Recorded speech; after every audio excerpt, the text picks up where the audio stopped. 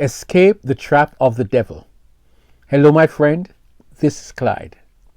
Let me repeat the title of our chat today. Escape the trap of the devil. This is a statement that Paul included in one of his letters to the young man Timothy.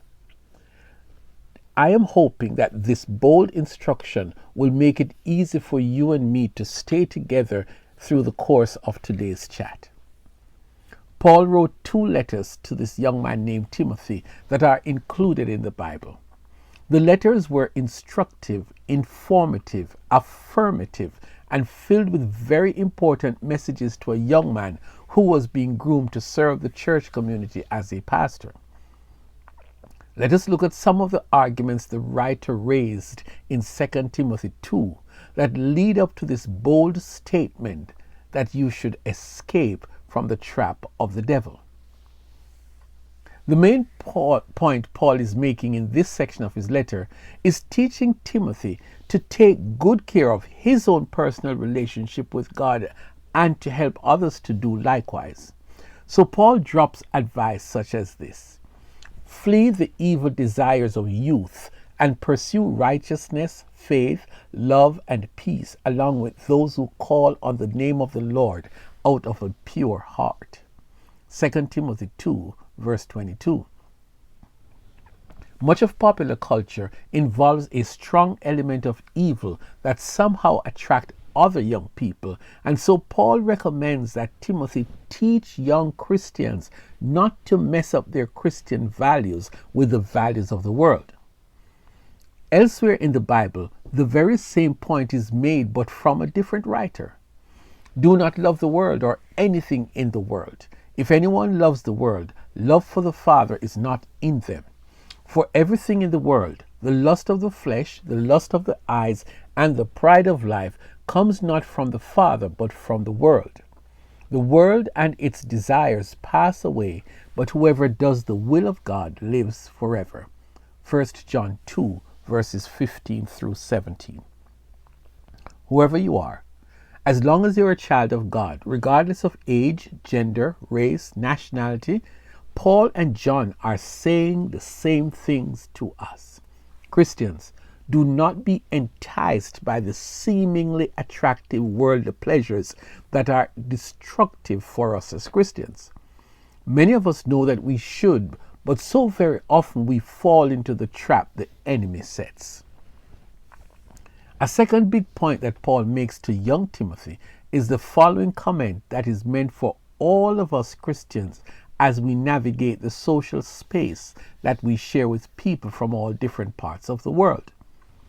Paul says that when you contend with unsaved people who sincerely share different opinions from you, be gracious in those interactions, but make it your goal to lead them to getting saved. And in due course of their interaction, they will embrace the gospel that leads to eternal life, and so be able to escape from the trap of the devil.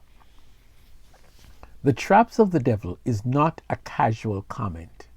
The devil has set various traps for Christians, young and old, to fall victims to his evil schemes.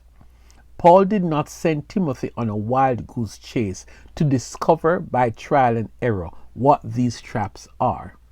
Rather, in the next chapter, he categorizes these traps as all part of the terrible times that will characterize the last days, meaning the era of human history leading up to the second coming of Jesus for his church.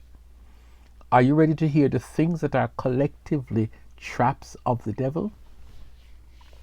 People will be lovers of themselves, lovers of money, boastful, proud, abusive, disobedient to their parents, ungrateful, unholy, without love, unforgiving, slanderous, without self-control, brutal, not lovers of the good, treacherous, rash, conceited, lovers of pleasure rather than lovers of God, having a form of godliness but denying its power. Have nothing to do with such people. 2 Timothy 3 verses 2 to 5. There you have it, my friend. It reads like something out of a horror movie. Just think that people will be gladly engaging in these activities. They will make these activities seem liberating and attractive to the Christian young person to make them feel that they are missing out on the fun. Paul says to Timothy, not just for himself, but also for young converts to the Jesus culture, do everything to help them to not get caught in the trap. And you well know what I'm talking about. It is that prevailing counterculture that seems to be a growing trend among the current young generation. It turns up all over, like on places like college campuses, communities with young families, anywhere you find a lot of younger people. These are behaviors and actions that Satan has made to seem attractive. They are simply the traps of the enemy.